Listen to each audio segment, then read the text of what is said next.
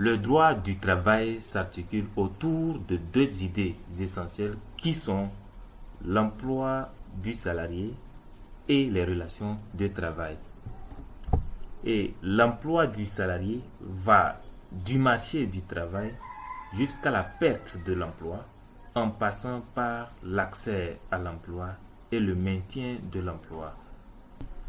Le marché de l'emploi, qui est encore appelé le marché du travail, fait l'objet de la leçon de ce jour. Alors, il se définit comme un mécanisme de régulation entre la demande et l'offre d'emploi. De façon théorique, c'est le lieu de rencontre entre la demande d'emploi et l'offre d'emploi. La liberté professionnelle et l'égalité sont les deux principes majeurs du marché de l'emploi. Comme principe de la liberté professionnelle, nous avons la liberté d'entreprendre, qui est encore appelé le principe de la liberté de commerce et d'industrie. Et selon ce principe, l'exercice d'une fonction ne requiert aucune autorisation préalable.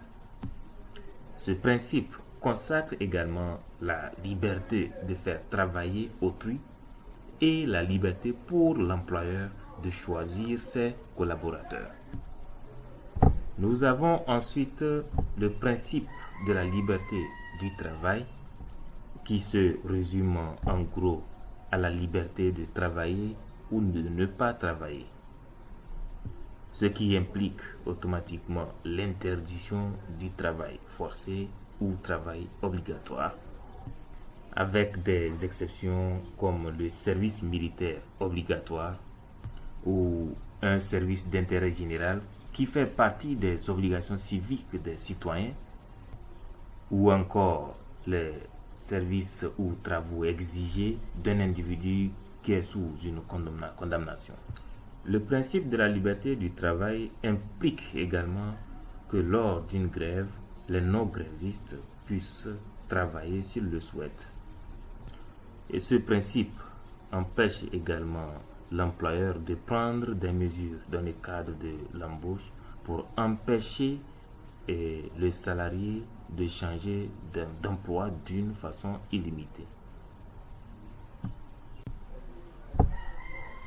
Au niveau du principe de l'égalité, nous avons le principe de l'égalité entre les salariés qui sous-entend l'interdiction des discriminations. Et la discrimination peut être directe ou indirecte. Elle est directe lorsqu'elle résulte de l'intention délibérée de l'employeur. Et la discrimination est indirecte lorsque une mesure qu'on pensait initialement neutre a pour un résultat traitant indifféremment une catégorie de travailleurs.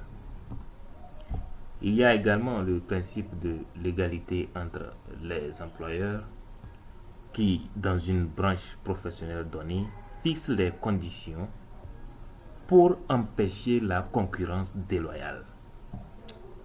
Enfin, le principe de l'égalité entre employeurs et salariés passe par le droit de grève, les droits syndicaux ou encore le droit de la négociation collective pour maintenir l'équilibre du marché du travail.